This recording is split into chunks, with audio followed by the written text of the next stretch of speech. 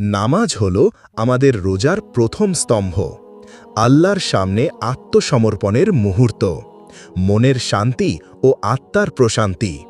দোয়া হল আমলগুলোর রানী, সৃষ্টিকর্তার কাছে নির্ভরতার এক অমোঘ মাধ্যম, হৃদয় থেকে উঠে আসা এক অসীম আহ্বান।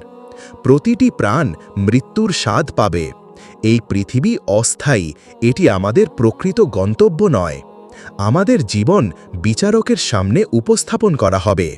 আল কোরআন আমাদের জীবনের পথ প্রদর্শক। এতে আছে জীবনের সঠিক অর্থ এবং শান্তি। প্রতিদিন পাঠ করুন, আল্লাহর অনুগ্রহ লাভ করুন। দুনিয়ার ঐশ্বর্য সবই মায়া। আসলে আমাদের ধ্যান হওয়া উচিত পরকাল। বিলাসিতা কখনো স্থায়ী নয়। তাওবা করুন, ফিরে আসুন সঠিক পথে। আল্লাহ ক্ষমাশীল, তিনি প্রত্যেকের জন্য পথ খুলে রেখেছেন। আজই নিজেকে বদলান, জীবন পাল্টান।